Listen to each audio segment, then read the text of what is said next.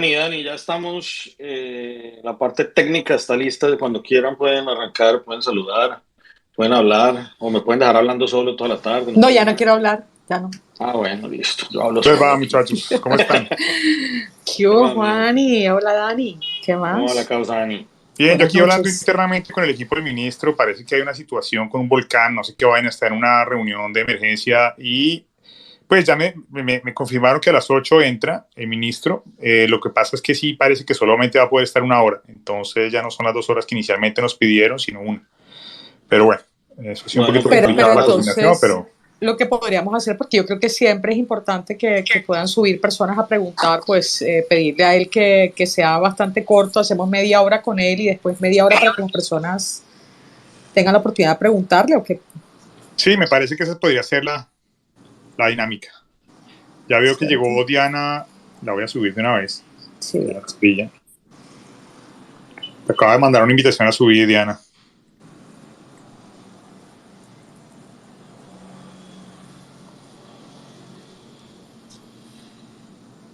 Sí, lo que teníamos pensado inicialmente era hablar con el ministro una hora y después abrir micrófonos para que la gente pueda hacerle preguntas otra hora. Vamos a ver qué tanto tiempo nos puede finalmente dar, pero parece que no es tanto como inicialmente nos habían dicho.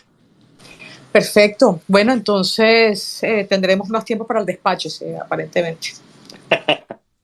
Me va a tocar sacar la a guitarra empezar, entonces. a Te va a empezar con el tocar, desorden. sí. No, no, Sí, no. sí, yo creo que va a tocar sacar la Oh, guitarra. el lunes, muchacho, el lunes. No, y además, no, pero además hay muchísimos temas para hablar. La verdad es que ha sido, Eso sí, pues, podemos hacer un tablacito largo. un tablacito de hablar de política, de todos estos nuevos acontecimientos, el nombramiento del nuevo comisionado de paz, el nuevo ministro de Defensa. Bueno, lo que hay es temas. Entonces, acá está ya Diana pidiendo el micrófono, la subimos. Y bienvenida, Diana. Hola, Diana. Y bueno, no, antes pues pedirle el favor a las personas que vayan pidiendo el micrófono, porque en el momento en que abramos los micrófonos vamos a tener en cuenta esto en orden de llegada. Gracias. ¿Qué más, Pero Diana? la recomendación es la siguiente: ¿Sí? mientras el ministro esté, por favor, nadie va, la idea no es editorializar y hablar carreta y dar opiniones. Para eso, si quieren, después cuando el ministro se vaya, hablamos, nos extendemos, echamos carreta. Si tienen, pidan palabras si tienen una pregunta puntual sobre el tema de la transición energética. Ese básicamente es el tema de que se va a hablar hoy. Entonces, si tienen una pregunta que hacer al respecto al ministro muy puntual, pidan la palabra. Si no, espérense para echar carreta después. Y la pregunta, otra cosa es, vamos a darles 30 segundos para hacer la pregunta y los bajamos. Porque con esta limitación de tiempo, pues queremos ser lo más eficientes posibles con el manejo del tiempo. Sí, no hay contrapregunta y tiene que ser una sola pregunta, por favor. Y tranquilos, porque lo que acabamos de decir, ya más tardecito, ahí podemos ya subir todos y conversar. Después echamos carreta. Exacto. Hola, Diana, ahora sí que la hemos cortado como 17 veces. ¿Cómo vas? Muy bien, Dani, Ani, hola Juan, ¿cómo van Hola, todos? Diana, Buenas noches. bienvenida. Gracias, sí, aquí atenta a la sesión con el ministro.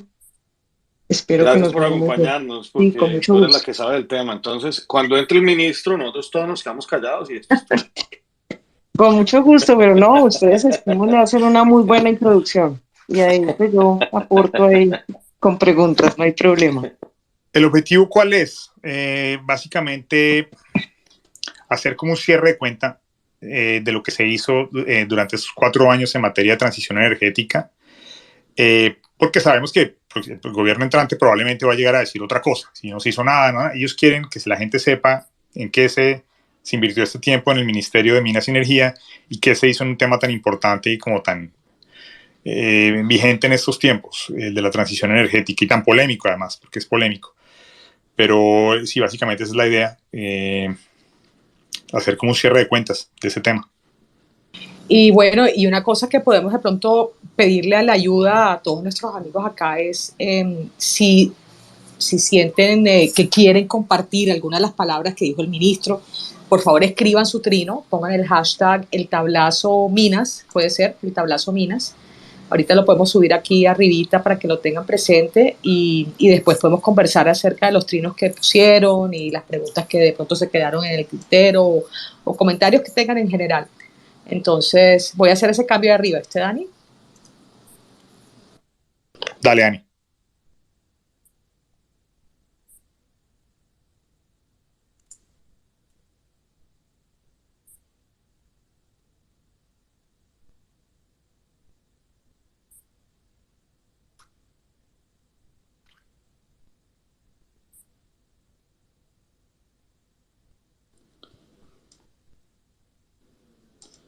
Bueno, yo estoy haciendo la coordinación interna con el equipo del ministro.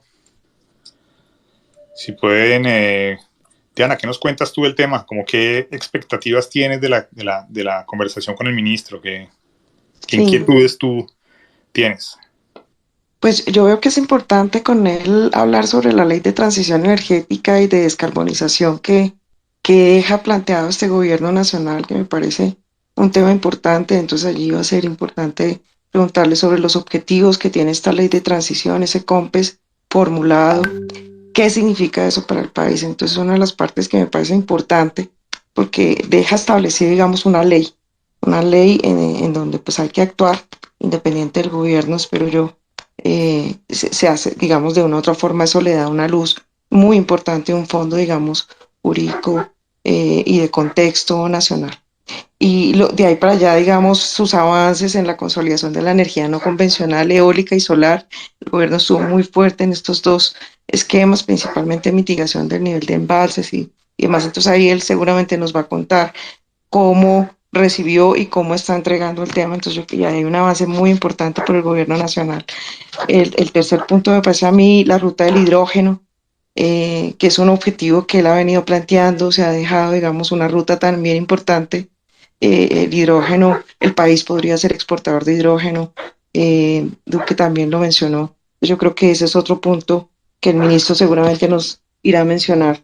Él lo menciona con, digamos, bastante fuerza, el hidrógeno verde, el hidrógeno azul. De hecho, el hidrógeno azul proviene, digamos, de los hidrocarburos y va a ser interesante escucharlo a él en ese sentido. Y también me parece importante hablar, por supuesto, del aprovechamiento de recursos de alto potencial en gas y crudo liviano. Y ahí seguramente hablaremos de los yacimientos no convencionales y de la exploración y explotación costa afuera, que me parece que eso redondea todo el tema de seguridad energética y transición energética. Yo creo que esos son los puntos clave de la transición energética, que él nos cuente cómo recibió y cómo entregó. Esos son, digamos, los aspectos fundamentales. Yo creo que ese es digamos, es este gobierno el que hizo todo este proceso y, digamos, muy valioso que en efecto se exponga, se diga y pues que el gobierno entrante, digamos, le dé continuidad a ello. No claramente no es un ejercicio de cero. Colombia es reconocido a nivel regional como líder en el tema, entonces que sea evidente, digamos, este tema me parece importante. Esas son como mis expectativas con él y seguramente ahí tendremos más preguntas de todos ustedes. Excelente, Diana. Por eso te queríamos tener acá, porque sabemos que eres una ducha en el tema que para nosotros es ruso medieval, pero bueno. No, Y por ahí dicen que lo bien, importante no es saber, no tener la información, pero sí saber quién la tiene. Y eso es lo que, en eso somos buenos. sí, muy bien. Y de todas formas, sí, pues valioso si ustedes tienen algunas expectativas frente a él, pues ir planteándolas, ¿no? Sí, Diana, lo que hacemos al principio, para que tú te sumes a la reunión que acabamos de tener, que te deberíamos haber invitado, no te invitamos. Eh, es que Daniel hace una pequeña introducción, ¿no es cierto? Va a hacer una pequeña, eh, una rápida presentación del ministro. Eh, Después yo voy a hablar un poco del mecanismo que vamos a usar. Daniel o Ani, no estoy seguro, alguno de los dos va a hacer la primera pregunta, que es una... Ah, no, creo que la voy a hacer yo, de hecho, la voy a hacer La yo. vas a hacer tú, querida. Sí, la voy a hacer Sí. yo y va a ser simplemente una abrebocas para que nos haga una introducción y después basado en esa introducción, sí estamos hablando pues de hacer unos temas muy similares a los que tú acabas de decir, realmente. Entonces creo que vamos por un buen camino, de ahí ya la entrevista se empezará a caminar sola, depende de lo que él nos diga y nosotros queramos. Entonces, de ahí en adelante, ya en el momento que quieras hablar, simplemente eh, yo creo que, o sea, trata de hablar. La idea es que no nos saltemos el uno al Vale, otro y nosotros tenemos una comunicación interna para no hacer eso, pero pues contigo no la tenemos y va a estar difícil hacerla ahorita. Entonces, simplemente arranca a hablar es como cuando estamos haciendo esto, es como saltando lazo, ¿no? Hay que esperar a vale, ver en qué momento está el huequito para no poder hablar, de una, bien, básicamente. perfecto, entendido. Listo, Juan, perfecto. Acá, Estamos esperando que se conecte el ministro. Supuestamente a las 8 entra. Son las 8:02. Estoy coordinando directamente con el equipo de él. Entonces les ruego que charlen, conversen ahí un ratito mientras yo resuelvo esto. listo, hágale Sí, tranquilo sí, usted ya. tranquilo.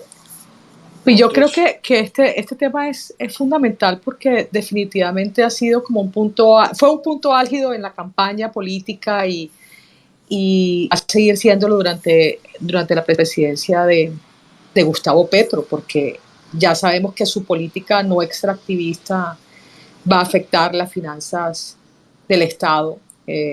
Inclusive, y Diana, yo quiero preguntarte eso antes de que llegue el ministro, pero a mí me preocupa mucho lo de las concesiones mineras, porque es que obviamente estos minerales son fundamentales para la transición energética, pues. Sí, Ani.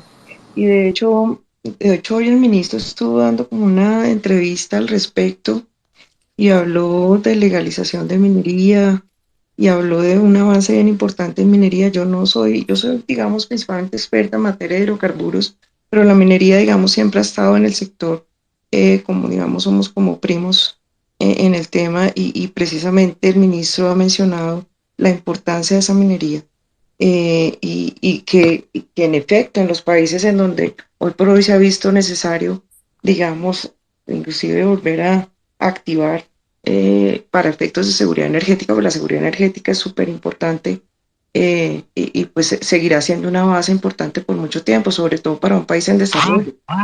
Es importante para un país ya desarrollado, mucho más para un país en vía de desarrollo como Colombia. Entonces, no. Y el ministro lo tiene muy claro, lo mencionó así en otra entrevista con Caracol esta mañana, de hecho, con colegas de ustedes. Y yo creo que él lo va a mencionar hoy. Y seguramente ahí tú, Ani, eh, aportarás la pregunta al respecto. Me parece que él lo tiene muy, muy claro y lo ha evidenciado. Además de que la eólica, la solar, entre otras cosas, incluye minerías de nuevos. O sea, hay minería en todo lado. O sea, las no renovables, las renovables inclusive necesitan de minería. Entonces es un tema que no va a desaparecer tampoco. En efecto, Eh, Ani. Diana, de pronto él no va a tener el tiempo, ya vemos que el tiempo es tan corto, para explicar cuál es la diferencia entre el hidrógeno verde y el hidrógeno azul, que ya sabemos que, pues, tú decías, el azul proviene de los hidrocarburos, el verde es de fuentes energéticas, pero ¿por qué no nos vas explicando más o menos ese tema mientras el ministro llega? Vale, Ani, el verde, digamos, eh, es en efecto relacionado con la parte, digamos, renovable, mientras que el azul proviene del CO2 que se produce en la producción de crudo y gas. Esa producción de CO2 se almacena y al almacenarlo se puede reutilizar y con ello se puede producir hidrógeno azul. La mezcla de, digamos, de algunos componentes permiten, digamos, que ese CO2 almacenado se convierta posteriormente en hidrógeno. Y ese hidrógeno, pues, obviamente es un emisor menor de CO2, casi que ínfimo, eh, frente al hidrocarburo. Y el verde, claramente, es mucho más, eh, digamos, no tiene ese proceso, pero también, digamos, depende, digamos, de la porción renovable y se vuelve todavía más menor emisor de CO2. Entonces, eso es una ruta bien importante porque está muy relacionado con el tema eólico en la zona, sobre todo en la costa y demás. Se prevé que de allá provenga, digamos, una gran cantidad de hidrógeno verde y que inclusive el país pueda llegar a ser exportador de ese hidrógeno. Y esas son, digamos, las dos principales diferencias, el uno desde las fuentes renovables y el otro desde la fuente no renovable, que en efecto utiliza el CO2 que se produce, se almacena y se puede reutilizar ante la mezcla con agua y se convierte, digamos, en un nuevo energético con menor emisión de CO2. Esa es la gran diferencia. Perfecto. Y entonces, pues, y Colombia, ¿tú crees, pues, tiene el potencial de la producción del verde que pueda suplir en el evento en que la producción de hidrocarburos pase lo que sabemos que va a pasar? Es que en ningún escenario de descarbonización, ni en el más positivo en todo el mundo, el crudo y el gas desaparecen de la matriz energética. Otra cosa es que su aporte sea menor en la matriz energética, pero no va a desaparecer en muchos años.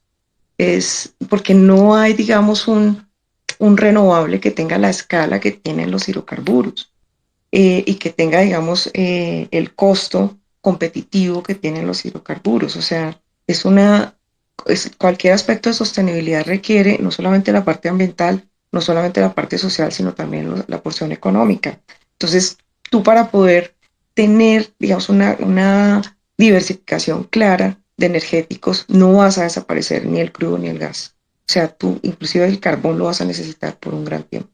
Entonces, eso es un tema de diversificación más que de reemplazo full, porque de hecho los renovables son intermitentes, por ejemplo, el eólico, el solar, tú no tienes sol todo el tiempo, tú no tienes viento todo el tiempo, entonces son inclusive sistemas energéticos que no tienen la confiabilidad del caso y la confiabilidad es costosa.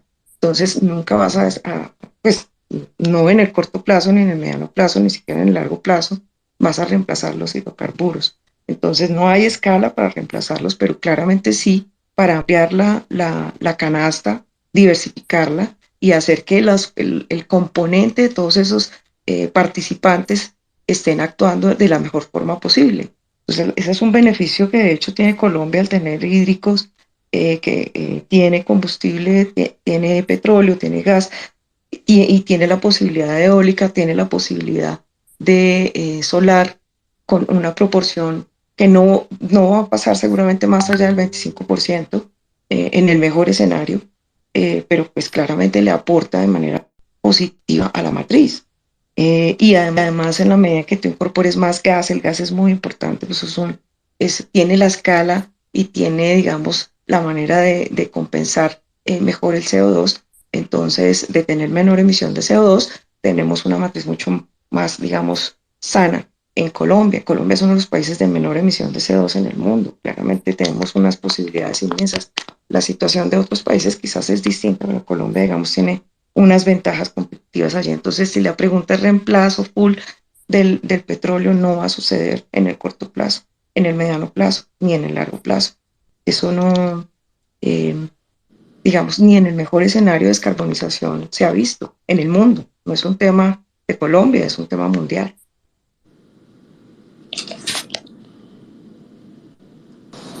Perfecto, Diana, Juan y Ari, ¿quieren ir adelantando alguno de los temas mientras llega el ministro?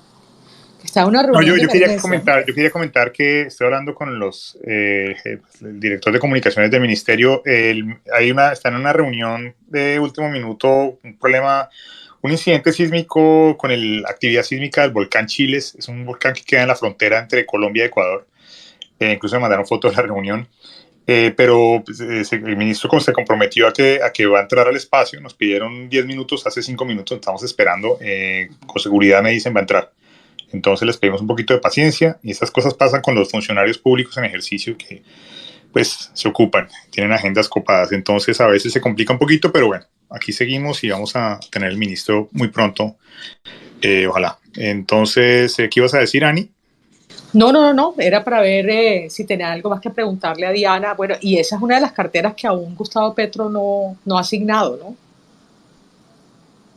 Y no, Afortunadamente, pues quién sabe. Pues, pero ven acá, Diana, dentro del gremio se oye en voz, alguien ha dicho, ha tirado algún nombre al aire.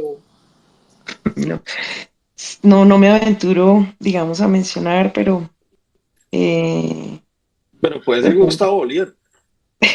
Puede ser algún guerrillero con experiencia en minas quiebrapatas. Minas quiebrapatas. sí, había sonado de pronto Ricardo Roa. em, pero seguramente también querrá la presidencia de Petrol.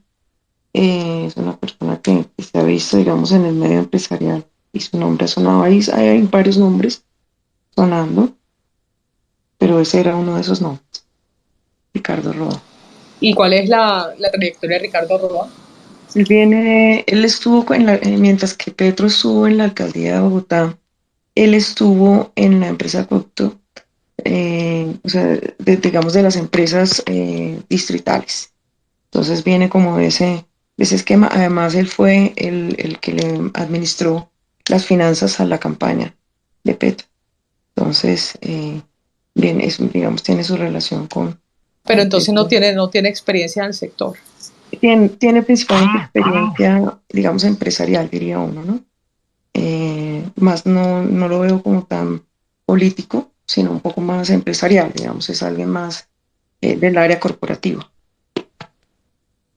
Ok, pero Eh, entonces no creen que vamos a ver una persona, ¿no?, tecnócrata en la cartera, que es lo que se necesitaría, ¿no? Una persona pues que sí, básicamente... Si es la misma persona que yo acabo de encontrar, es presidente de la Central Termoeléctrica La Luna. ¿Es correcto, Diana? él estuvo, recuérdame el país de la termoeléctrica. No, dice Bogotá, pero no tengo ni idea. Yo no había oído hablar Mm. de eso, ¿no? Él estuvo, creo que en Entonces, algo de Centroamérica en energía, seguramente podrá aportar en materia de energía general, no en hidrocarburos, porque en hidrocarburos no ha estado. Mm, pero sí lo veo más con una trayectoria más, digamos, empresarial que en el sector, em, pero no necesariamente política, ¿sí? Podría ser, digamos, un esquema más administrativo mira, dice que aquí, este que técnico. encontré, dice 28 años de experiencia profesional en el sector energético en Colombia, últimos 15 años ejerciendo cargos de alto nivel como presidente, gerente general, miembro de juntas directivas y representante legal de empresas de energía y gas natural en Colombia, Perú, Brasil, Guatemala y actualmente gerente general de empresa de energía de Honduras. Honduras sí, en Honduras sí estuvo, pero él estuvo principalmente, no sé, en la información que hemos levantado. Puede ser que yo esté mirando que no es. No, me suena bien Honduras, pero espérate. Pues este es claramente el Ricardo Roa de la Colombia Humana, mejor dicho, el que yo estoy mirando. Podría ser. Sí, debe ser él. Y bueno, y entonces para los que están entrando en este momento, les contamos, estamos esperando al ministro, tuvo una reunión de emergencia, en contados minutos está entrando. Los que quieran preguntar, vayan pidiendo el micrófono, por favor, porque los vamos a tener en cuenta a medida que vayan llegando. ¿Qué más les puedo decir?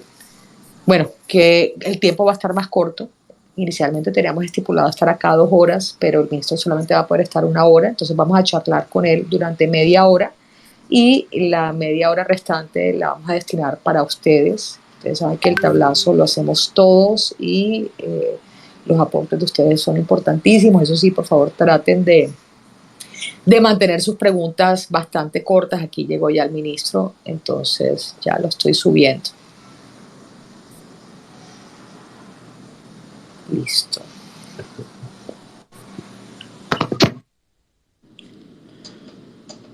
Ministro, muy buenas noches. ¿Nos escucha? Sí, señor, muy buenas noches y primero me disculpo por la demora en la conexión que estaba terminando aquí una reunión importante, pero ya logré salir para conectarme con No se, ustedes. no se preocupe, ministro. Entendemos que su agenda es bastante ocupada. Yo quisiera básicamente presentarme. Mi nombre es Daniel Arango, junto a Ania Bello y Arismendi, Juan Arismendi. Lideramos este espacio que organizamos, normalmente se lleva a cabo todos los miércoles a las 7 de la noche. Esta vez, para podernos reunir, tener a usted invitado, lo hicimos hoy. Es un placer para nosotros recibirlo acá. No, Daniel, el placer es mío y muchas gracias por haber ajustado la agenda al horario habitual del Space y muy contento de estar aquí con ustedes para hablar de transición energética, de temas de hidrocarburos, de minería, de lo que quieran y lo que crean que es más interesante para la audiencia del tablazo. Excelente, ministro. Yo quisiera empezar por hacer una muy breve reseña suya. Me corrige, por favor, si alguna imprecisión cometo. Le agradezco que me corrija, pero bueno, es un ministro muy joven, 40 años, es mucho más joven que cualquiera de los panelistas de este tablazo, descartando a Diana, que es más joven seguramente, pero es un ministro muy joven, 40 años tengo entendido que tiene, economista de la Concordia University de Montreal, con maestría en economía de la Universidad McGill en Canadá, analista financiero del CFA Institute de Estados Unidos, analista del Fondo Monetario Internacional, gerente PricewaterhouseCoopers en Canadá, asesor técnico en varios países de Latinoamérica, África y Medio Oriente. Viceministro ha sido, ministro de Minas y Energía actual, autor de reconocidas publicaciones de circulación internacional, ha participado en foros nacionales e internacionales sobre asuntos financieros y fiscales para el sector minero energético. No sé si me quedó faltando algo, ministro. No, muy completa la presentación, Daniel. Creo que cubriste los temas más importantes. Excelente, ministro. Un placer nuevamente, un honor tenerlo acá. Juan Arizmendi va a hacer la primera pregunta y explicar un poquito la metodología. Perfecto. Ministro, buenas noches. Juan Arizmendi lo saluda. Buenas noches, Juan. A ver, le cuento un poco. Normalmente nosotros lo que hacemos aquí es que hacemos una corta entrevista nosotros, dependiendo del tiempo que tengamos. Normalmente nos gastamos 1 hora en ese proceso y nos cuentan que usted estaba más apretado de lo que esperábamos normalmente, entonces vamos a tratar de hacerlo de una manera más ágil, ¿ok? Tenemos a Diana que nos acompaña, Diana de la Espriella, que es una experta en hidrocarburos y es la persona que nos ayuda normalmente aquí en el tablazo cuando nos metemos a estos temas que nosotros no somos expertos. Diana nos va a estar ayudando, vamos a estar haciendo preguntas nosotros y en algún momento vamos a tratar de subir a algunos de los oyentes para que puedan hacer también sus preguntas. Ok, sin embargo, entonces, ministro, yo le voy a pedir un favor a usted y a todos los que nos están escuchando, que tratemos de mantener las respuestas cortas y en un lenguaje que todo el mundo entienda, porque como es un tema tan técnico, tan complejo, entonces es importante que la mayoría de la gente alcance a recibir la mayor cantidad de información posible de una manera digerible, ¿no? Perfecto. Entonces, habiendo hecho esa pequeña acotación, si quiere vamos despegando y ¿por qué no nos hace una pequeña introducción de lo que recibió el gobierno entrando en el 2018, cómo era el marco regulatorio, o sea, los cambios que han hecho generales en este proceso en cuanto a lo que había y lo que hay en este momento? Claro que sí, Juan. Entonces, y si quiere, si le parece, dividimos la conversación. No sé si quieren que arranque hablando del tema de energía o si hablamos del tema de hidrocarburos. Puedo arrancar por cualquiera de los dos, pero... Como usted prefiera, ministro. Bueno, entonces venga, y voy a tratar de ser simple, y si me pongo muy técnico también les pido que me interrumpan para que mantengamos un lenguaje que sea simple, pero que entreguemos información, como lo decía ahora Daniel. Voy a arrancar por el tema de energía. Sin lugar a dudas, la principal política pública del gobierno del presidente Duque para el sector de energía es la transición energética. La gente se preguntará qué es la transición energética. Y digamos que hay varios ángulos, pero uno de los más importantes era poder explotar de manera comercial los recursos renovables no convencionales del país. ¿Cuáles son esos recursos? En particular el recurso eólico, la energía que se produce a través del viento, y el recurso solar. ¿Y esto por qué era importante? Porque cuando llegamos en el 18, encontramos un país que tenía una matriz de generación de energía eléctrica limpia, porque dependemos altamente de la generación hidroeléctrica, pero que a pesar de que a nivel global, sobre todo entre el año 2010 y 2018, se dio una reducción muy significativa de la tecnología solar y la tecnología eólica, y que el país tenía un gran potencial por la ubicación geográfica para producir energía con estas fuentes. No estaba ocurriendo nada. En el 2018 llegamos y había un parque eólico pequeño en La Guajira llamado Jepirachi, que se hizo en el año 2004, y una granja solar también pequeña en el Valle del Cauca. Entonces ahí la primera gran apuesta fue revisar todo el marco de política pública, normativo, los incentivos tributarios, para que Colombia estuviera, digamos, y se pusiera a punto con toda la inversión a nivel internacional en este tipo de energías. Entonces, hicimos todo esto a través del Plan Nacional de Desarrollo, de la ley de financiamiento, ley de crecimiento, después hicimos una ley de transición energética y hoy, ¿qué le podemos decir al país?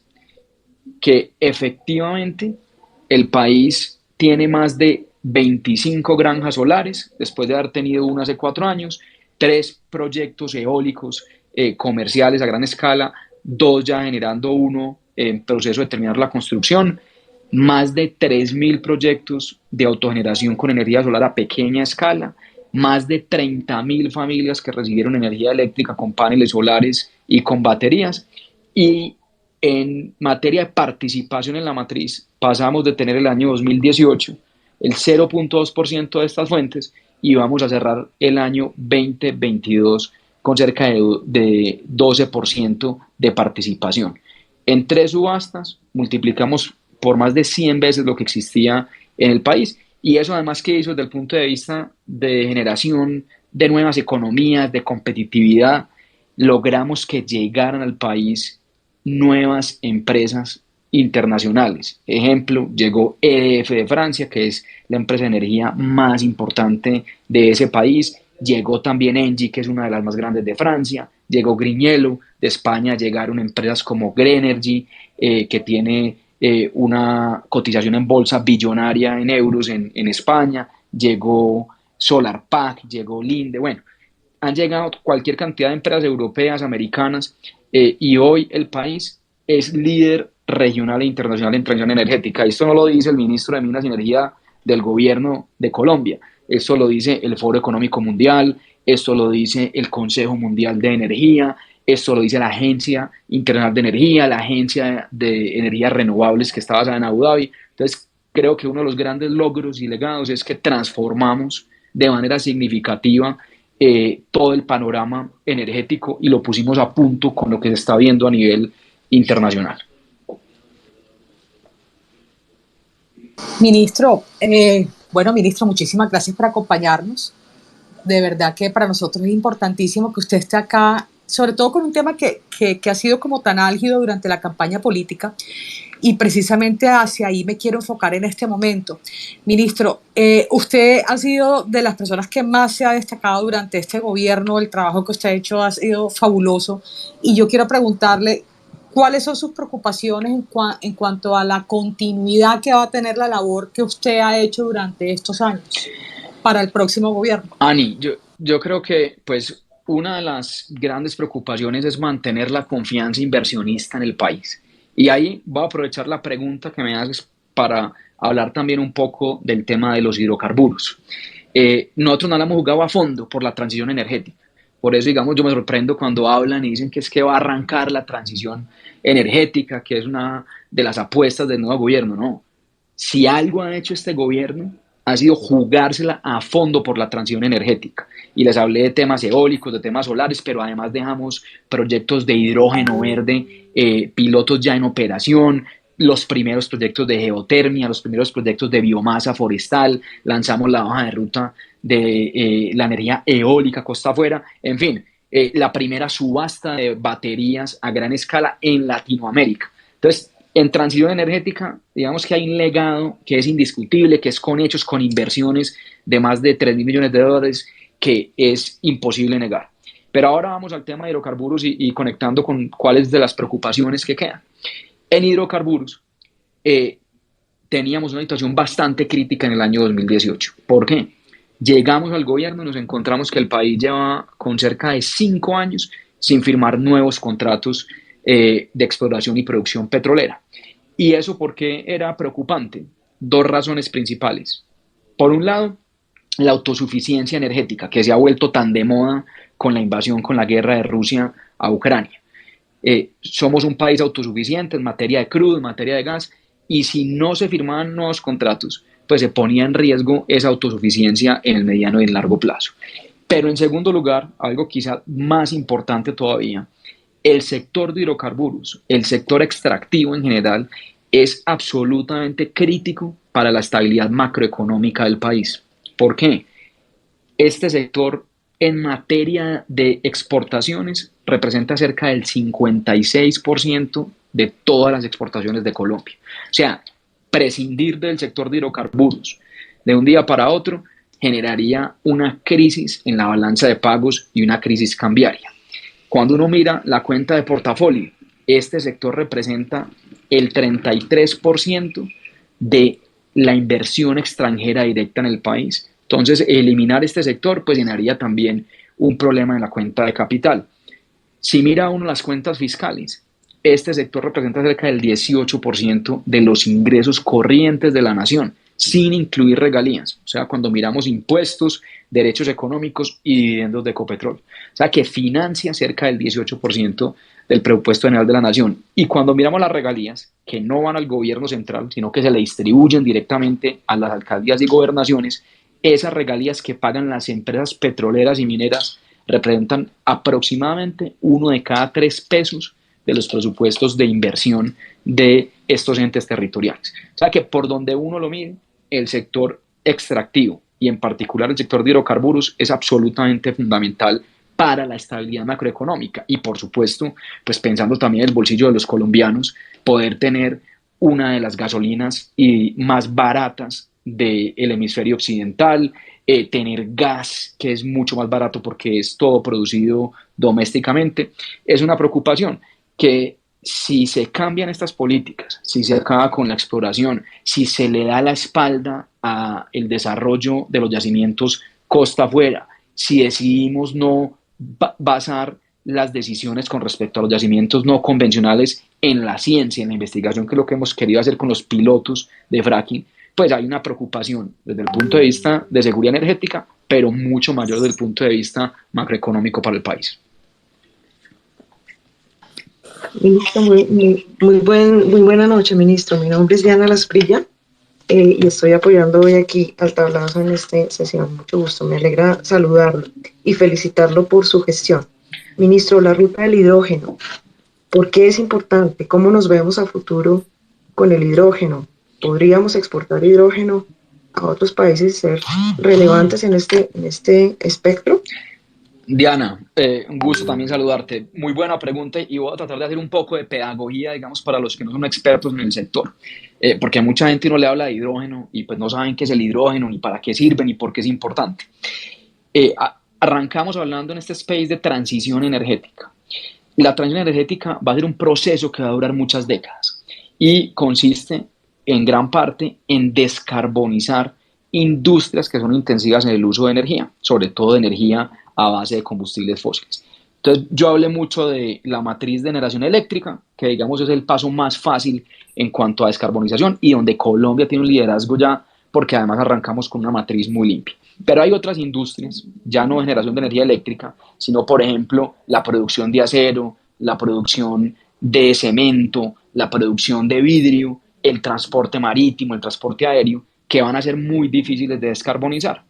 Y ahí en los últimos años, en la última década, ha surgido la posibilidad de utilizar el hidrógeno y un hidrógeno limpio, o sea, que no genere o genere muy bajas emisiones para poder descarbonizar esas industrias. Entonces, ¿qué se requiere para producir hidrógeno de cero bajas emisiones? Primero, se requiere energía limpia. Colombia, lo hablamos ahora, gran potencial que se ha venido explotando del recurso hidroeléctrico, gran potencial eólico, gran potencial solar. ¿Qué más se requiere para producir hidrógeno limpio? Se requiere agua. Colombia tiene la quinta reserva de recurso hídrico renovable en el planeta, en niveles absolutos. Si lo hacemos per cápita, somos el segundo país con el recurso hídrico renovable más alto del planeta. ¿Y por qué se requieren estos insumos? Porque el hidrógeno verde o el hidrógeno limpio se produce a partir de un proceso en donde el agua, que pues como todos sabemos que estudiamos en el colegio, está compuesto de hidrógeno y oxígeno, H2O, se separan esas moléculas de hidrógeno y de oxígeno a través de una corriente eléctrica que tiene que ser con energía renovable y ese hidrógeno que se saca de ese proceso pues se utiliza para almacenar energía o para producir energía. Entonces Colombia tiene un gran potencial a mediano y largo plazo en convertirse en una de las principales productores y exportadores de hidrógeno limpio para el mundo. Y esta es una gran apuesta que hicimos, que es de largo plazo, porque ya hay países en Europa, como el caso de Alemania, países en Asia, como el caso de Japón, de Corea del Sur, que ya empezaron a hacer inversiones y a poner los ojos en esos países que tienen todos estos recursos para garantizar el suministro de hidrógeno de cero y bajas emisiones a sus países. Entonces lanzamos la hoja de ruta del hidrógeno. Esto fue en septiembre del año pasado, el 2021. Hay una anécdota, es que me acuerdo que en marzo, 6 meses antes, me llamó el presidente Duque saliendo de una visita al presidente Piñera en Chile. Me llama a las 2:30, 1 de la mañana del avión y me dice: ministro, acabo de hablar con Sebastián Piñera, me presentó la hoja de ruta del hidrógeno para Chile. Colombia, ¿en qué estamos? Le dije: presidente, ya estamos avanzando, deme 6 meses y en 6 meses publicamos la hoja de ruta propia.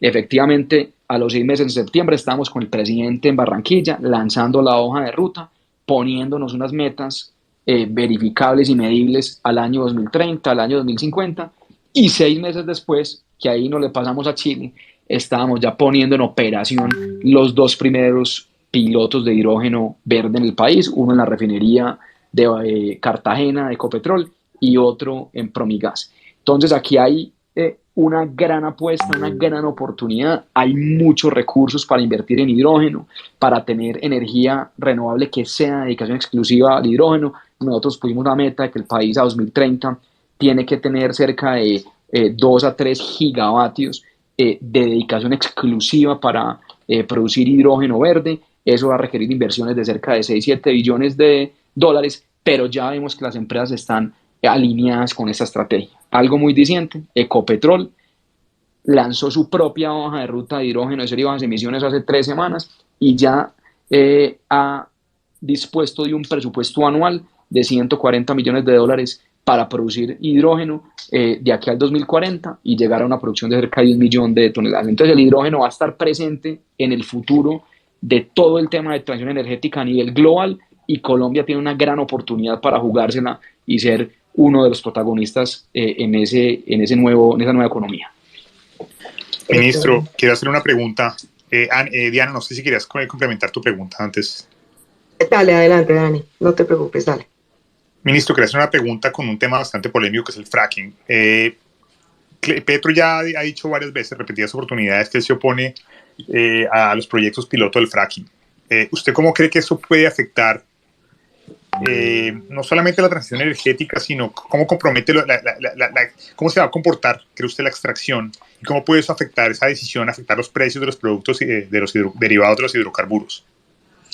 Pues a mí me parece que es preocupante tomar una decisión sin tener evidencia para poder tomar la decisión de manera informada. ¿Y esto por qué lo digo? Porque justamente lo que buscan esos pilotos es poder ver cómo la técnica, que además aprovecho, Daniel, y también un poco de pedagogía, que es el fracking.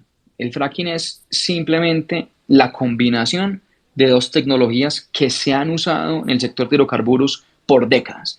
Primera tecnología, la estimulación hidráulica. Hoy se hace en pozos verticales desde hace más de 30, 40 años en Colombia. Y segunda tecnología, la perforación horizontal, que generalmente la perforación es vertical. Hace 20, 30 años en Estados Unidos descubrieron que se podían combinar las 2 tecnologías desde un punto de vista económico, porque antes era muy costoso, y eso fue lo que generó la revolución de shale y a través del fracking en Estados Unidos, que además, y esto no lo conoce mucha gente, le permitió a Estados Unidos reducir de manera significativa las emisiones de gases de efecto invernadero, porque a partir de las grandes cantidades de gas natural que empezaron a producir, pudieron reemplazar la generación térmica con carbón, que es mucho más contaminante. Entonces, en Colombia fue muy polémico el tema de los yacimientos no convencionales hace 4 años. Decidimos convocar una comisión de expertos para no alargar la historia. Después de haber trabajado casi 1 año, nos dio unas recomendaciones, expertos además que incluían expertos en materia ambiental, en materia hidrogeológica, salud pública, temas sociales, y esos expertos dijeron: hagan unos pilotos. Se creó el marco normativo. Hoy hay 2 contratos para proyectos pilotos que se le entregaron a una sociedad entre Ecopetrol y ExxonMobil, y uno de los pilotos ya tiene licencia ambiental en firme. Entonces, la pregunta, Daniel, es: Colombia, ¿cuál es el principal activo de Colombia en el sector extractivo, que es donde están las principales inversiones, como lo hablábamos al inicio? En que Colombia es reconocido a nivel internacional como un país en donde hay estabilidad jurídica, donde hay un respeto por los acuerdos contractuales, por las reglas de juego, por la propiedad privada. Y en esos dos pilotos, pues hay unos derechos adquiridos por parte de esas empresas que se deben respetar, sobre todo cuando ya cuentan con una licencia ambiental en firme. Entonces, yo creo que cualquier decisión que se tome con respecto a estos pilotos tiene que no solamente tener como consideración el tema de seguridad energética, lo que esto puede generar, porque lo que nos han mostrado los análisis preliminares es que podríamos pasar, en el caso de gas, y aquí hay que decir que 8 de cada 10 familias en Colombia usan gas diariamente en sus hogares. Podríamos pasar de tener reservas de gas de 8 años a tener reservas de gas de entre 35 y 50 años si se desarrollan los yacimientos no convencionales. Hay que tener eso en cuenta, pero además hay que tener en cuenta también cuál sería el efecto jurídico, porque pues, terminar un contrato de manera unilateral traería grandes perjuicios para la nación. Pero además de los grandes perjuicios, estamos hablando del incremento. O sea, en el momento que nosotros perdemos nuestra autosuficiencia energética, evidentemente vamos a empezar a depender de otros países y el precio, nada más que el precio de la gasolina y del gas domiciliario va a subir porque va a subir. Y eso obviamente nos preocupa a todos, ministro. Absolutamente, Dani. Aquí, digamos, para tratar de aterrizar esa preocupación, pongamos un ejemplo bien sencillo que yo creo que entrega el mensaje. Imagínese usted, digamos, una persona de estrato 2, que su negocio, que es un emprendedor pequeño, su negocio sea vender perros calientes en un barrio de Bogotá o en un barrio de Medellín o de Cali. Esa persona, primero, tiene que utilizar gas para poder cocinar sus productos. Esa persona seguramente tiene una moto que utiliza para ir al mercado, para comprar el pan, para comprar las salchichas, para comprar los vegetales, para comprar la gaseosa. Entonces se transporta sus alimentos que prepara en las noches utilizando una moto que utiliza gasolina. Esa persona con seguridad también debe tener familiares cercanos que tienen acceso a algunas de las transferencias monetarias del gobierno, como el caso de la devolución del IVA para familias vulnerables, el caso de ingreso solidario, el caso de adulto mayor o de jóvenes en acción. Si dejamos de producir petróleo por las implicaciones macroeconómicas que mencioné ahora, esos programas sociales quedarían desfinanciados. 2. El precio del gas, las estimaciones que nos da es que si nos toca importar el gas, traerlo en forma líquida, regasificarlo en Colombia para después venderlo, se subiría la factura del gas en cerca de 4 o 5 veces. Entonces, por ejemplo, con esta ilustración, una pipeta de gas que compra el señor que vende perros calientes hoy le vale, dependiendo de la ciudad donde esté, aproximadamente 70.000 pesos la pipeta.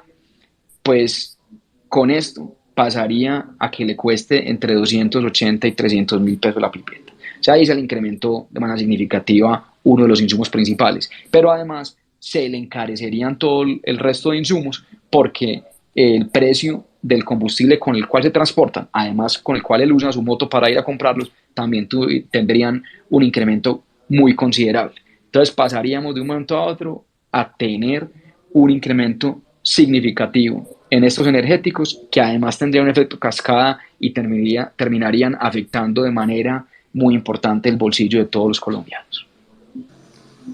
Ministro, si en este momento deciden que no va a haber más exploración, ¿cuánto tiempo nos queda de reservas?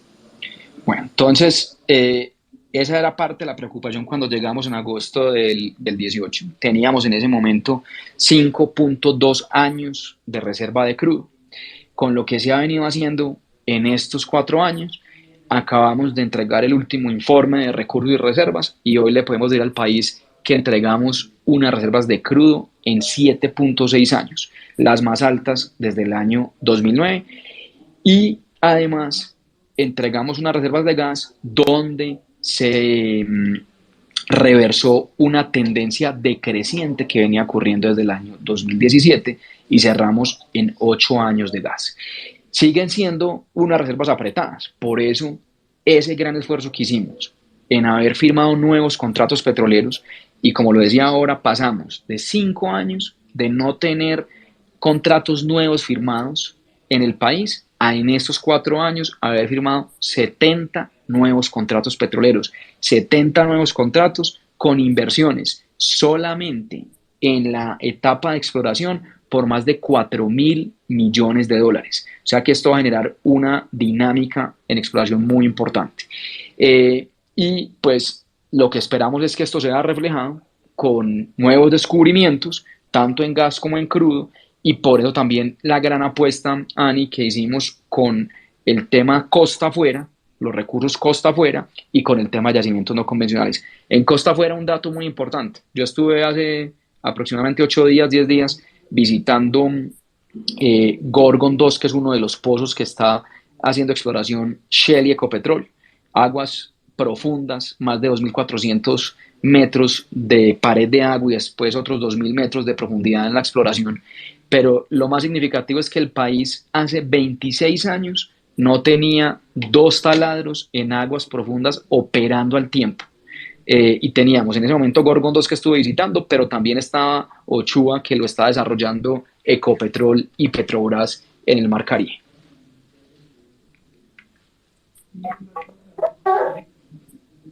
Diana, ¿tienes una pregunta? Sí. Hola. Sí, ministro. El aprovechamiento de recursos de alto potencial como gas y crudo liviano,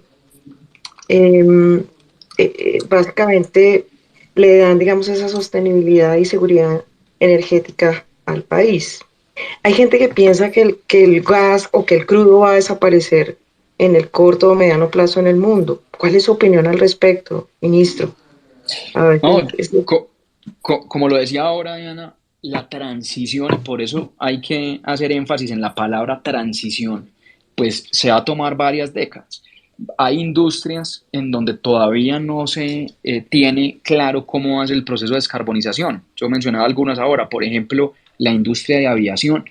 En este momento no hay todavía prototipos que se pueda pensar en masificar para tener aviones que no operen con combustibles fósiles.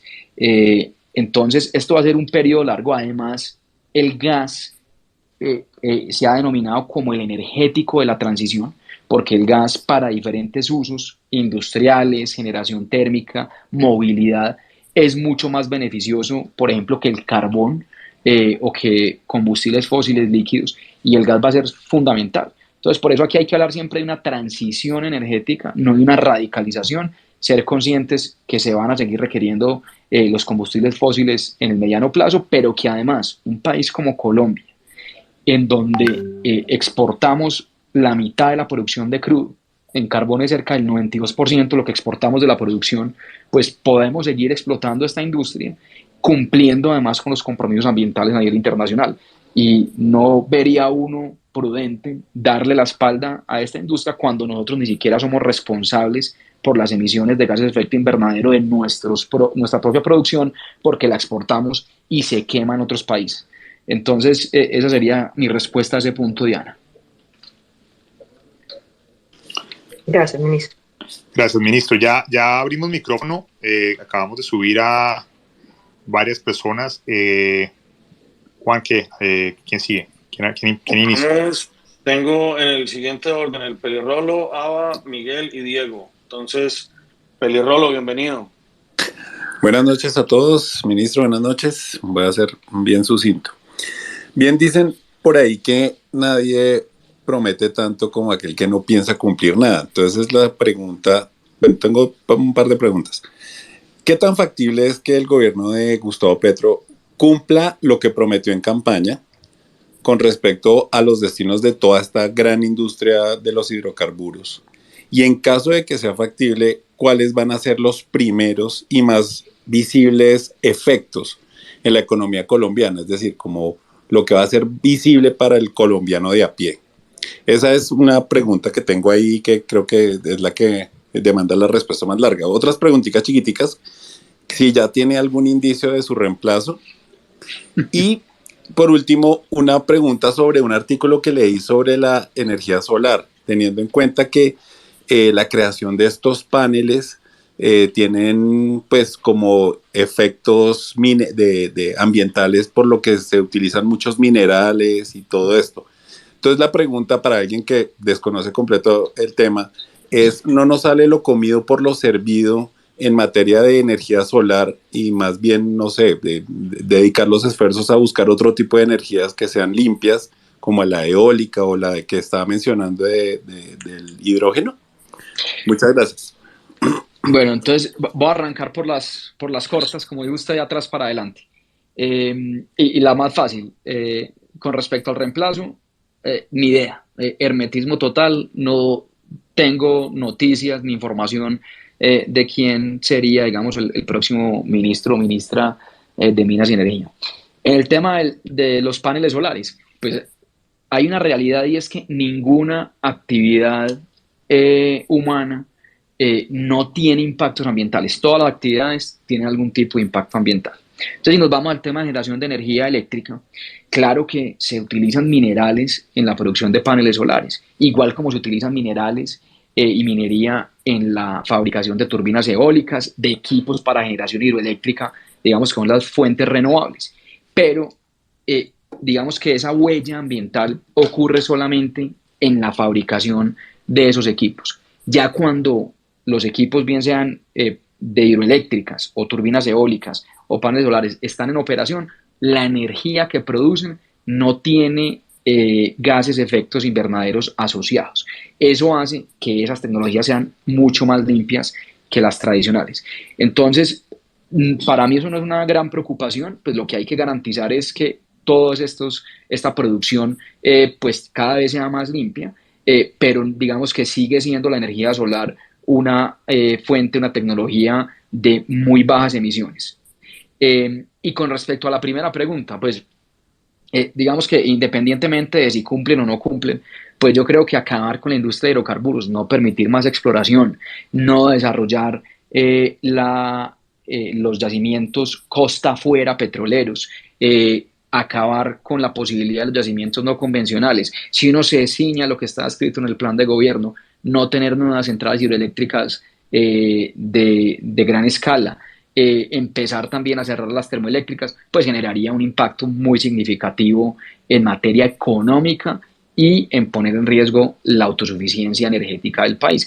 Lo hablábamos ahora, ¿quiénes serían los principales afectados? Los principales afectados serían los colombianos y sobre todo los colombianos de bajos recursos, a los cuales, por ejemplo, el costo de los alimentos le representa una proporción más alta de sus ingresos, porque esos alimentos, con un precio de los combustibles mucho más elevado, en caso de que no tuviéramos producción doméstica, pues incrementaría de manera significativa y eso terminaría afectando el bolsillo de esos colombianos. Entonces yo creo que por el bien de general de todos los colombianos, pero sobre todo pensando en las familias más vulnerables, en mantener los programas sociales, pues este sector va a seguir siendo fundamental para el país en los próximos años. Correcto, ministro, muchas gracias. Sigue Aba Antioquia. Muy buenas noches. Son buenos amigos. Ministro, muy buenas noches. Un cordial saludo a todos. Ministro, me siento orgulloso de su gestión, fuera de que es un paisano. La verdad, quiero que todos sepan que su primera resolución fue la nuestra. Como gremio transportador, tuvimos la oportunidad de que nos diera el beneficio de usar el uso de biocombustible en mezcla B20 y todo nuestro equipo muy contento utilizando esta mezcla voluntaria. Fue el primer piloto en el país, ministro. Ya usted les dará más ampliación acerca del tema. Hemos reducido un número significativo de contaminantes en la atmósfera. El uso del biocombustible está aprobado por la Ley 939 del año 2004 y avalado por la fabricante de motores Cummins. O sea que nosotros como gremio seguimos aportándole a energías limpias, renovables. Ya tenemos la segunda estación aquí en el área metropolitana. Ya se abrió la tercera estación en Bogotá, ministro. Son cifras que hay que dar. Ahora que estamos en el proceso de abrir operación en los Estados Unidos, nos hemos encontrado en ciudades como Chicago, en Indiana, en varios estados, el uso del biocombustible B20 y que todos los oyentes sepan que Colombia es uno de los productores de biocombustibles más limpios del planeta. Hemos dejado de emitir más de 3.971 toneladas de dióxido de carbono equivalente y equivalen más o menos a la siembra de 367.648 árboles. Ministro, son cifras que hay que dar, que la gente entienda que en este proceso de la transición energética se han hecho cosas muy importantes en este gobierno y que ojalá y pensáramos que si la política trascendiera más allá de las cosas, usted debería, la verdad, ministro, quedarse en esta cartera durante mucho tiempo y la verdad muy agradecidos por su gestión.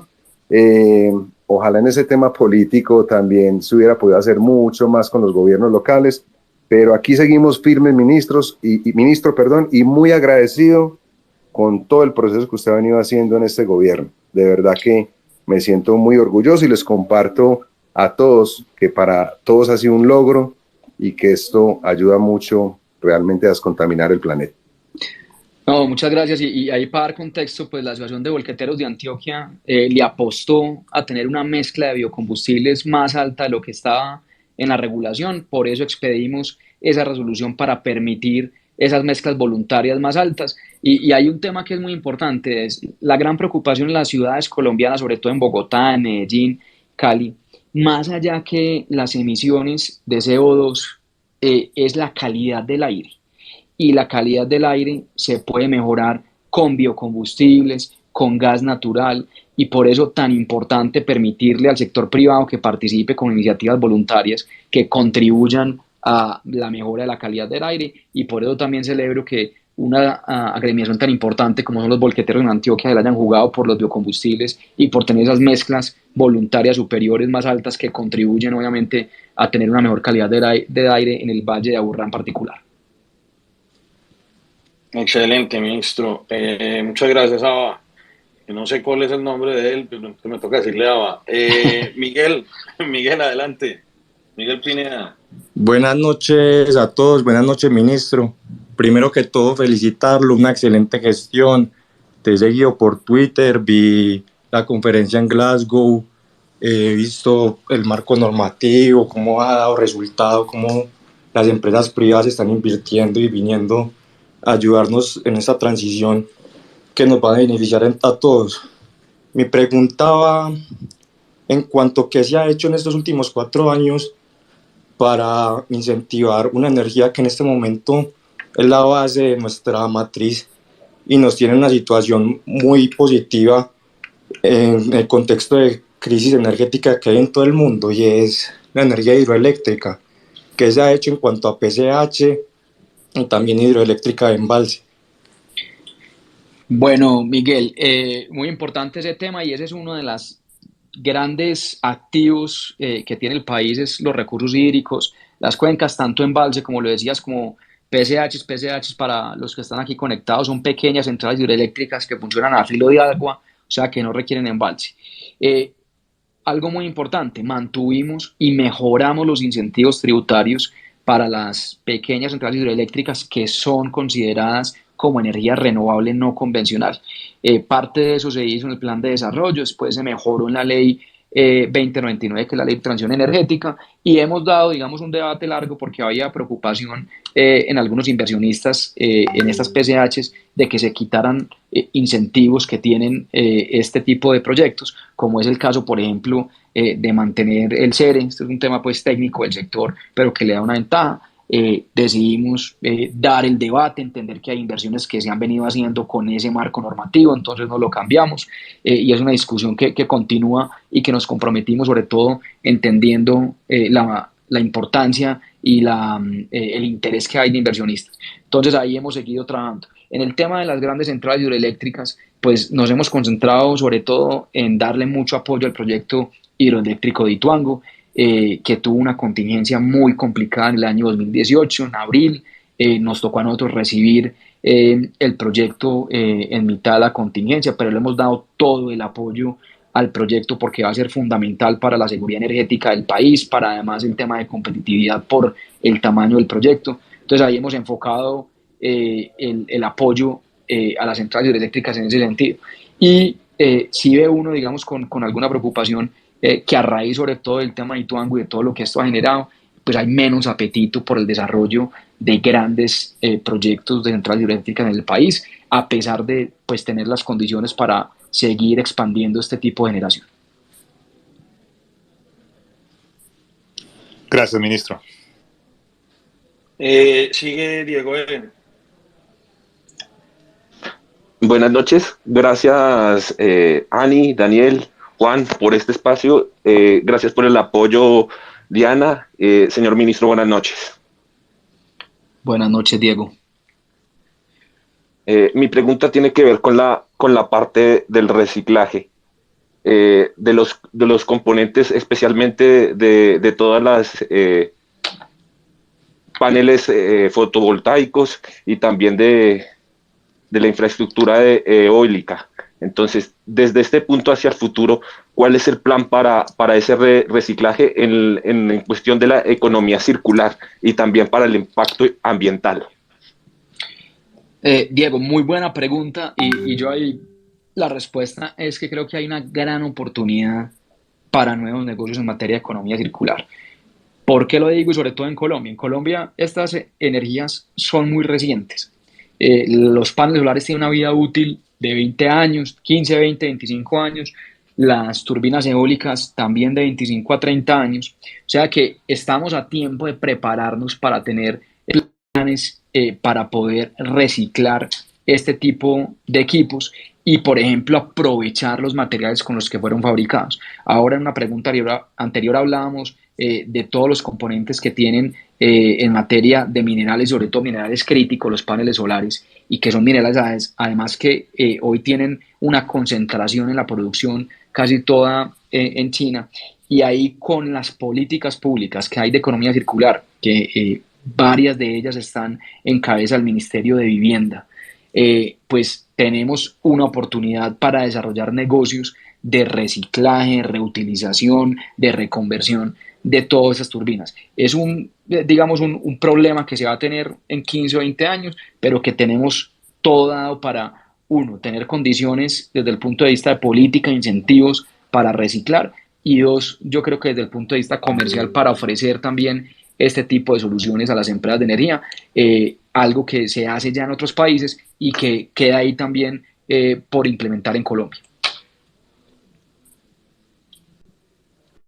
Ministro, aprovecho el tiempo, el espacio que me dan aquí para hacerle una pregunta respecto del rol de las mujeres en el sector.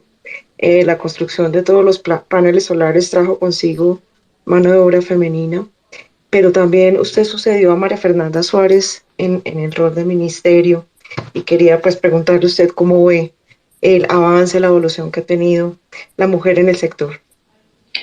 Yo creo que ha habido un avance importante. El tema de equidad de género ha sido también una de las políticas al interior de la entidad.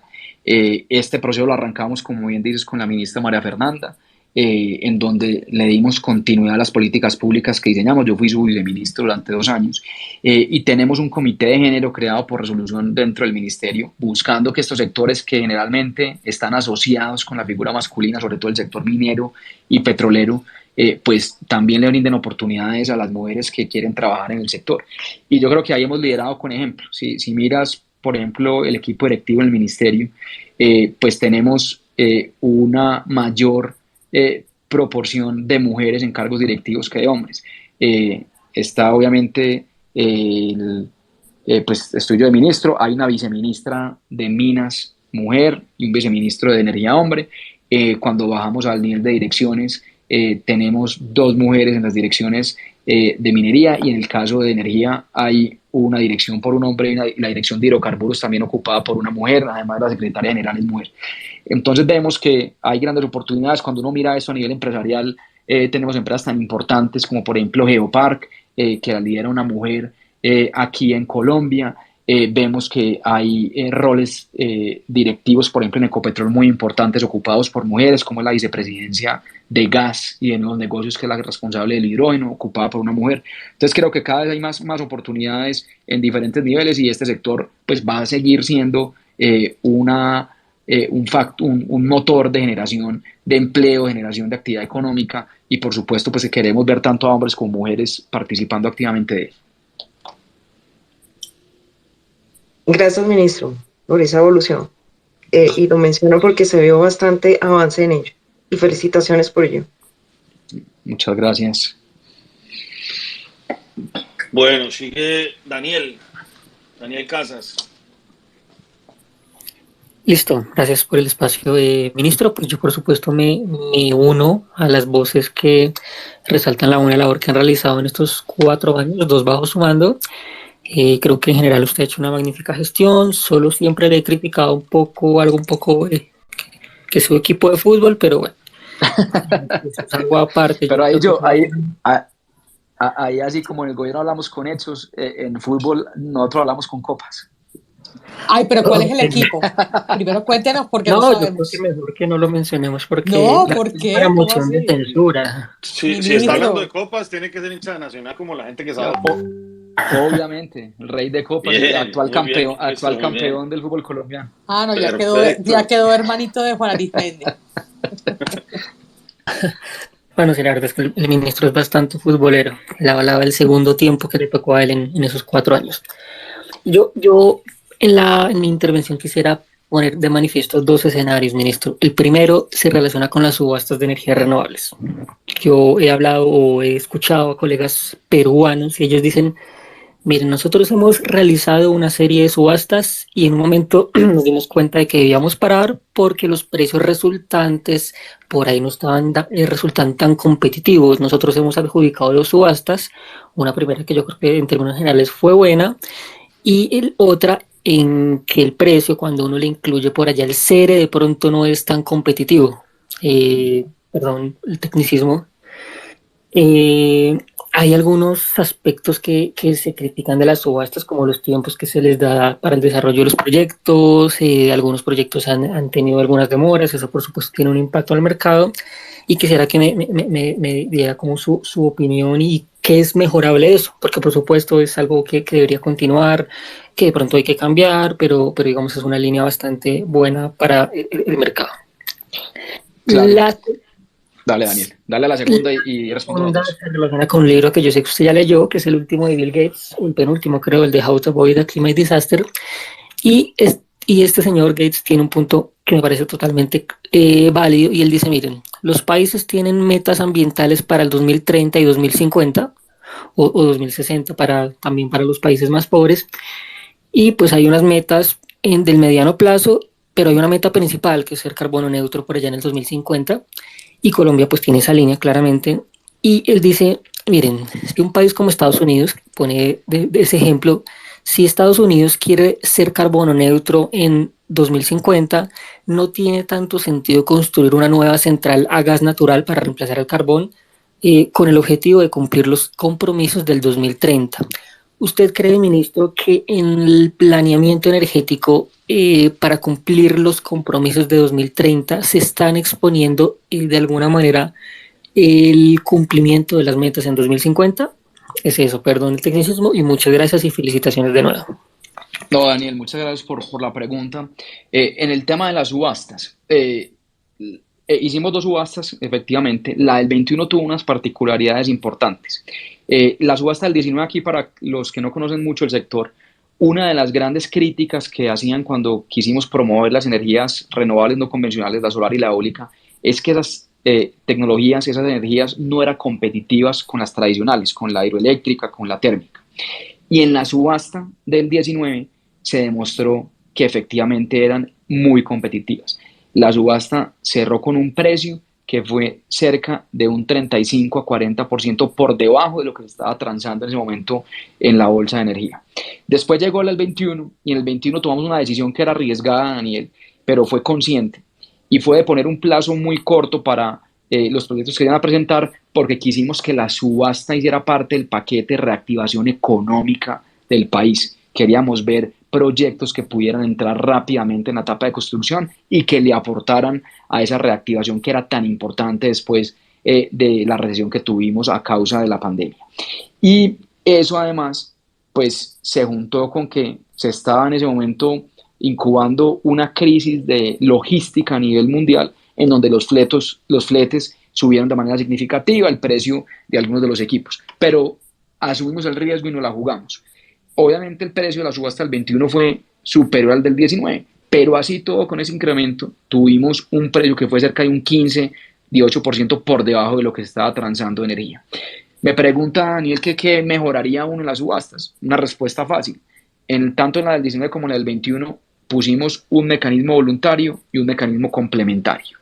Yo creo que en este momento, con el dinamismo que hay en el sector, con las empresas, con los proyectos en el pipeline que hay, ya no es necesario tener un mecanismo complementario. Yo prescindiría en próximas subastas de ese mecanismo complementario y dejaría totalmente un mecanismo voluntario.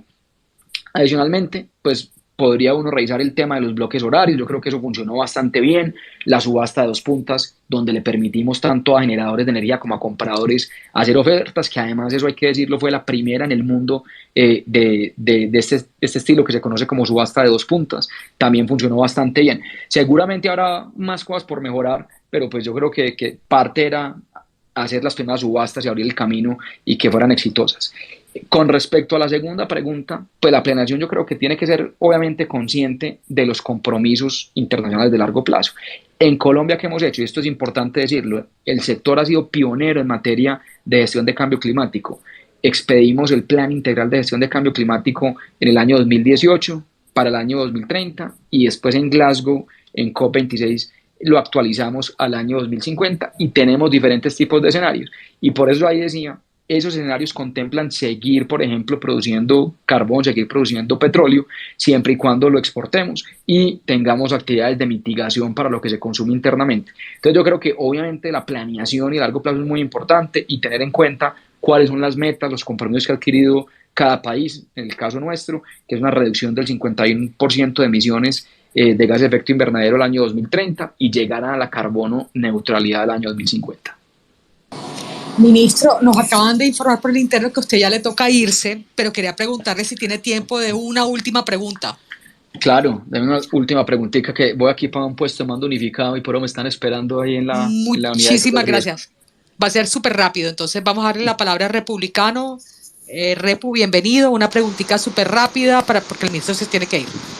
Buenas noches, ministro, Ani, a los panelistas. Rápidamente, ministro, sobre el tema de las reservas y el fracking. El fracking fue un tema demasiado importante para la reactivación económica estadounidense y aquí nos estamos negando incluso a hacer los pilotos, que son simplemente las pruebas para verificar las condiciones geológicas y para poder implementar esta técnica en el país. Mi pregunta es, ¿cuáles son las condiciones actuales? ¿Qué va a pasar si esta técnica, como se ha dicho, no llega a implementarse? ¿Y cómo estamos de reservas? ¿Qué va a pasar con la autosuficiencia del país? Muchas gracias. Bueno, republicano, gracias por la pregunta. Ahora habíamos dicho que pues logramos incrementar reservas de 5.2 a 7.6 años en crudo y estamos en 8 años de gas. Siguen siendo reservas apretadas. Hay 2 grandes apuestas para mantener la autosuficiencia e incrementar las reservas. Una es el desarrollo de las cuencas costa afuera y 2 de los yacimientos no convencionales, los pilotos de fracking. ¿En qué estamos en el tema de yacimientos no convencionales? Hay 2 líneas en paralelo. Una, los pilotos de yacimientos no convencionales, que uno de ellos ya tiene licencia ambiental aprobada, el otro está en proceso y hay 2 contratos firmados que pues son derechos adquiridos por parte de empresas tanto internacionales como Ecopetrol. Y pues en este momento está todo el marco normativo para que los pilotos continúen y que se desarrollen en los próximos meses. Pero en paralelo se abrió una nueva puerta republicano que creo que es muy importante, y es que el desarrollo comercial de estos proyectos estaba suspendido. Cuando nosotros llegamos habían 7 contratos comerciales firmados entre el año 2014 y 2016, pero una demanda a la regulación técnica de los yacimientos no convencionales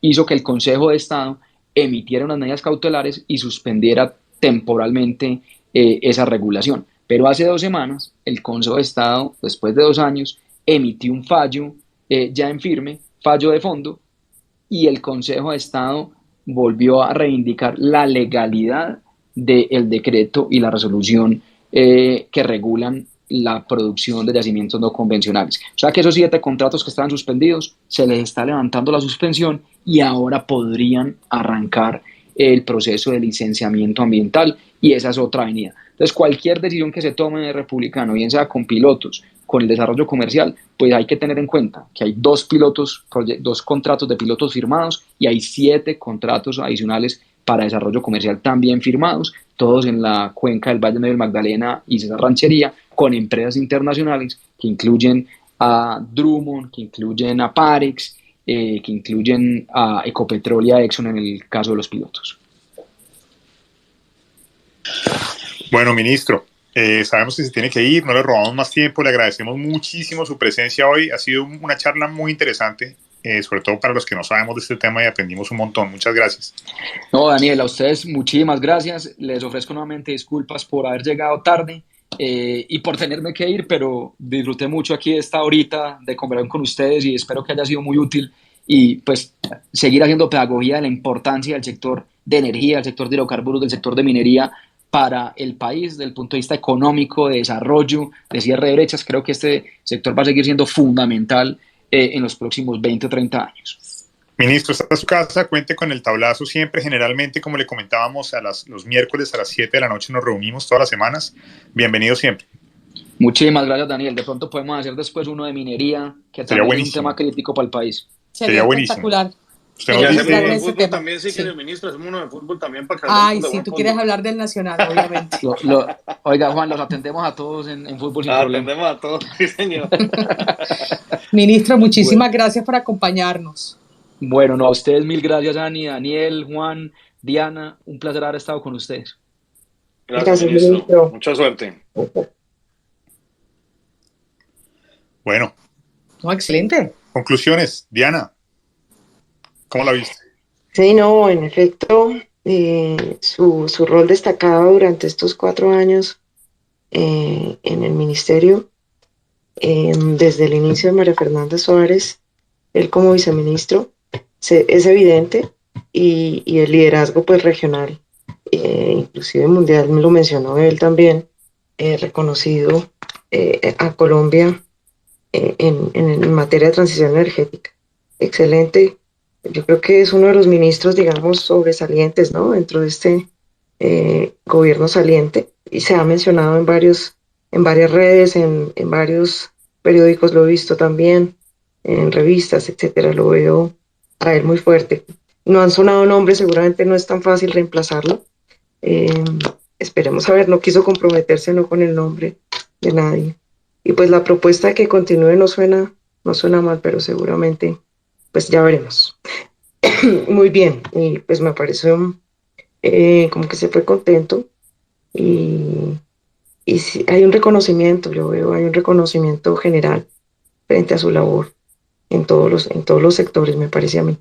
Entonces, muy bien, creo que Colombia ha avanzado en materia de transición energética, tenemos unas ventajas importantes y pues la tarea de seguir en este asunto. Creo que Ecopetrol tiene un rol fundamental.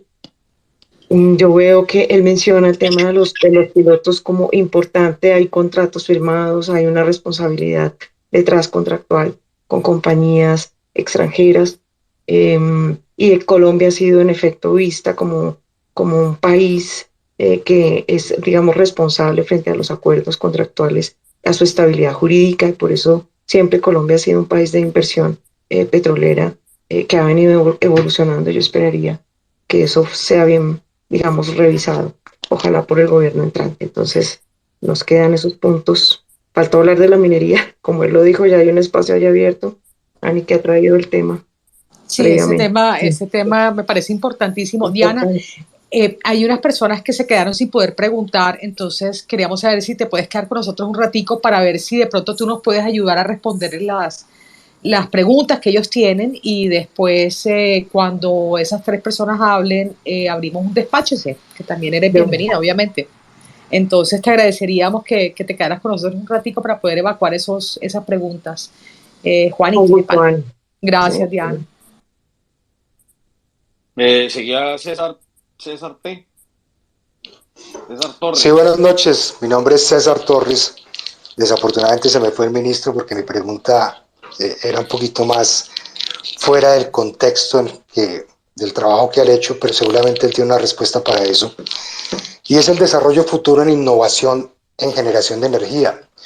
El desarrollo de microreactores nucleares, que eso aquí en Colombia es un tema que el día que se toque va a ser muy sensible, pero pues yo pensaba que que alcanzaba a preguntarle. Yo sé que él nos habría dado una respuesta bastante interesante. Pero era básicamente eso lo que quería preguntarle a él. Y totalmente de acuerdo, el ministro Diego Mesa es un ministro estrella, ha hecho unas intervenciones magistrales en Bloomberg, que yo creo que es el único ministro que entrevistan en Bloomberg, que lo llaman. Y sí, totalmente de acuerdo con ustedes, es una tristeza que tal vez por razones políticas se vaya, pero necesitamos un ministro como él por muchos años. Muchas gracias. César, gracias a usted. Y bueno, pues mejor dicho, ya estoy hablando con el equipo de él para programar una segunda fecha. Desafortunadamente, él tuvo un inconveniente de último minuto, estaba planillado para por lo menos 2 horas, con posibilidad de extenderse más, porque a él le gusta bastante hablar de este tema, pero pues tiene una contingencia en este momento que tiene que atender y nos tuvo que dejar y llegó un poco tarde también por esa razón, pero vamos a programar una segunda fecha. Le estaremos avisando si sigue la cuenta de El Tablazo en Twitter, que está aquí arriba subida como speaker. Ahí vamos a estar informando cuando tengamos una próxima fecha con el ministro, para que nos acompañe y pueda hacer su pregunta. Perfecto, muchas gracias. Y sí, es mejor después, porque yo sé que el ministro es apasionado con estos temas y va a necesitar tiempo para darnos una perspectiva a largo plazo de esos temas de innovación. Gracias. Señor, un abrazo y bienvenido siempre aquí al Tablazo. Muchas gracias, César. Mil gracias a ustedes. De pronto, complementarle a César, la energía nuclear, digamos, es la energía, digamos, más poderosa dentro de toda la matriz energética y claramente es la que reviste toda la escala. O sea, la energía nuclear claramente, digamos, es de las mejores, digamos, que está dentro del proceso de innovación, como tú lo mencionas. El temor mundial alrededor de la energía nuclear tiene que ver con, en efecto, lo que, digamos, ante digamos, ambientes no seguros pudiera generar. Y eso es lo que ha hecho de una otra forma que y también el nivel de capital que exige, ¿no? Es bastante intensiva en capital. Entonces, eso hace que de una otra forma, digamos, en el mundo todavía está viéndose como con recelo, con cierto recelo, pero claramente eso tiene bastante futuro. Tiene bastante futuro y los países que se han metido en ello, digamos, hoy por hoy sí, claramente allí sí hay un reemplazo full, porque tiene la escala. Y eso sería bien interesante para el país evaluarlo. Muchas gracias, Diana, por tu opinión. Yo sé que el tema es complicado, sobre todo en el nivel de desarrollo que tenemos nosotros, pero me refiero mucho al desarrollo que hay en microreactores nucleares, sobre todo en áreas rurales y alejadas que tenemos en el país. El tema básicamente se reduce a la pregunta sobre microreactores nucleares, porque ya a otra escala yo veo muy difícil que en nuestro país se pueda hacer algo así. Y tienes toda la razón en las consideraciones de energía nuclear. Muchas gracias. Con gusto, César. Bueno, nos quedan Caterina y Napoleón y cerramos la cosa y nos vamos a ver si hacemos un despáchese, pero el tablazo cerraría. Caterina, adelante. Buenas noches a todos. Agradeciendo este espacio y este tema tan importante, yo quería preguntarle a Diana una cosa. Hace unos años decidí hacer una tesis de grado sobre cómo estaba el tema de la geotermia, como explorando la posibilidad de que con geotermia se pueda generar energía en Colombia. Y ahí en esa tesis descubrí que en la ley 143 nuestro sistema de distribución es centralizado. Entonces habría que descentralizarlo para que eso pudiera ser una realidad. Yo quería preguntarle a ella qué opina de descentralizar ese régimen de distribución, ese sistema de distribución que tenemos actualmente que está centralizado en la bolsa de energía, y ella qué piensa de la geotermia. Muchas gracias. Ok, Catherine, lo que hemos venido revisando sobre geotermia, pues sucede algo similar a lo eólico y a lo solar, que digamos requiere, o sea, se configura en ciertos espacios de subsuelo, se configura en ciertos espacios geográficos, digamos. Entonces requiere, digamos, un esquema, una logística, digamos, tiene esa intermitencia, no necesariamente porque exista, por ejemplo, viento o porque exista sol, sino porque requiere que se dé en un espacio, digamos, en una logística, un espacio geográfico específico. Y eso, pues, digamos, tiene una salida, en algunos países se ha probado, y ha funcionado, pero a una escala, digamos, menor. Tiene como futuro en la medida en que se ubique bien y se localice y el sistema de distribución, digamos, funcione como lo mencionas. Y pues es factible, yo creo que, y de hecho, en la ley de transición energética y de descarbonización se menciona como una de las energías factibles junto con la solar y la eólica. Pues yo creo que es una de las energías que hay que seguir explorando, revisando, pero pues digamos no tiene necesariamente toda la escala, pero la que se logre es benéfica porque también tiene una menor emisión de CO2. Entonces el país deberá seguir investigando y la ley de transición energética lo contempla. Y en efecto, el esquema de distribución debería, digamos, ir de la mano con él.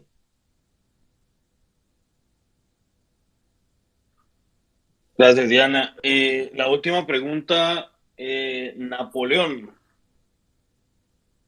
Sí, hola, buenas noches a mis amigos del tablazo, Daniel, Ani y Arismendi. Bueno, yo tengo una intervención rápida y dos preguntas también muy rápidas. La primera intervención es en el foro que hicieron este año, creo que fue Davos, China, India y Estados Unidos. Ellos no se unieron a la agenda de reducción de emisiones, ¿no? Cuando producen más del 50% del mundo.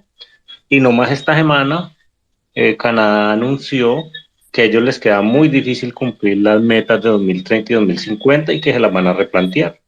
Una economía que depende mucho del gas y del petróleo. Después ahí solo para que nos hagamos una idea del tema de la transición energética y países con más plata y desarrollo se están bajando del bus, pues acá no creo que Petro cumpla su promesa en 12 años, Colombia 100% energías limpias. Bueno, las dos preguntas rápidas para Diana. Cuando hablan yo he visto que hablan que 300 megavatios, que aumentamos la capacidad de energías limpias, nunca he podido ver si eso, o sea, la unidad de medida. Yo trabajo en una empresa que consumimos 400 megas al mes y por paneles solares nos damos 20, o sea, somos 5% de energía limpia. Eso es mensual, pero cuando hablan de tantos megavatios, ¿en qué tiempo lo están hablando? ¿En horas, en días, en meses? Esa sería mi primera pregunta. Y la segunda pregunta, yo en un foro de Bonilla, creo que fue el asesor económico estrella de Petro, decían que este gobierno dejó como 170 concesiones para explorar petróleo, como de 5 a 7 millones de hectáreas, y que básicamente esas son las áreas en las que se sabe que puede haber petróleo. O sea que básicamente no se necesita abrir más porque ya todas las áreas en las que se sospecha que puede haber se van a explorar. Entonces que también estaban desinformando ahí. Después también si tienes información de esto y nos la puedes aclarar, Diana, te lo agradecería mucho. Muchas gracias. Vale, Napoleón. La exploración, digamos, exige continuidad, o sea, que la exploración que está en curso, de hecho, la que es costa afuera, la mencionó el ministro, no todos los contratos están asignados. Entonces, y esa es la exploración, digamos, que reviste gran importancia por el potencial que tiene costa afuera, en gas en particular. Entonces, no necesariamente está todo asignado. Y también es cierto que los contratos pues son unos de exploración y otros de explotación y hay, digamos, unos acuerdos exploratorios que también requerirán, digamos, avances, digamos, en los mismos acuerdos. Entonces, no necesariamente todo está escrito en los contratos actuales.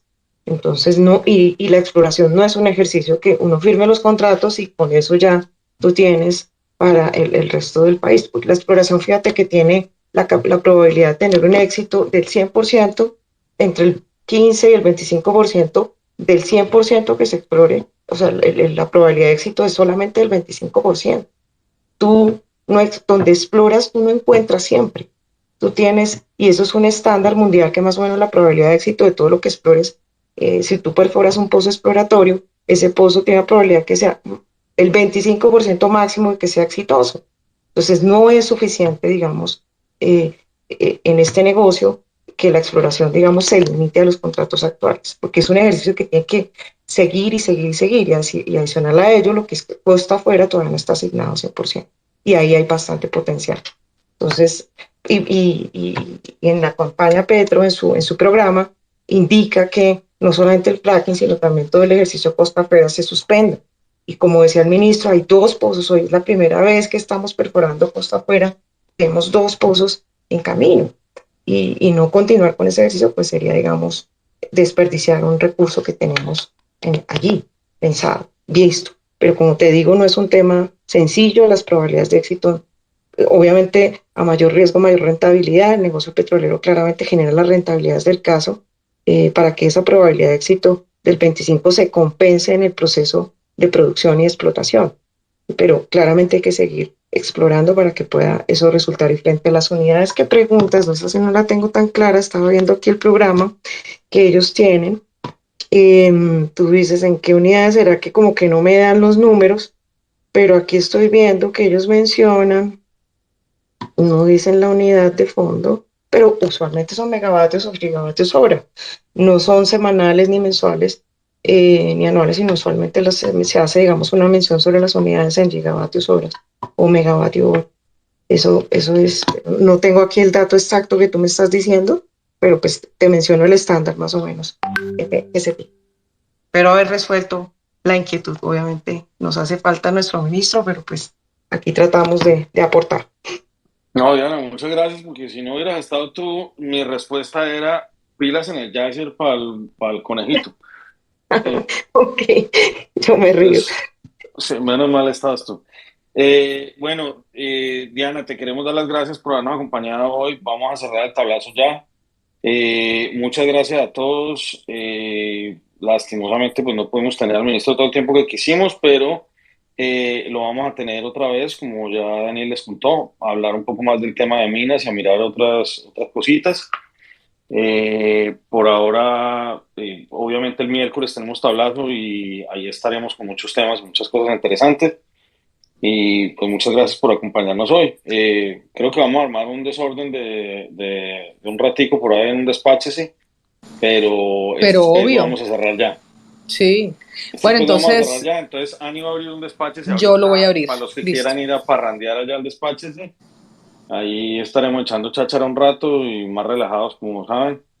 Diana, bienvenida ya, por supuesto, también. Diana, y yo te quiero agradecer personalmente por habernos acompañado hoy. Tú sabes que siempre eres bienvenida al tablazo y te agradecemos infinitamente.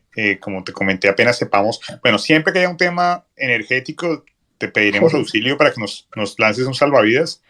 Claro que pero te quiero agradecer muchísimo porque sí, tu aporte enriqueció muchísimo más esta corta entrevista con el ministro, que esperemos la próxima vez sea más larga. Sí, claro que sí, Ani, con todo gusto, con todo mi corazón aquí puesto. Me encanta seguirlos y cuentan conmigo. Muchas gracias, Diana. Un abrazo. Bueno, entonces y a todos los que nos acompañaron, muchas gracias. Y nos vamos para el despáchese. Gracias a todos. Nos vemos el miércoles a las 7.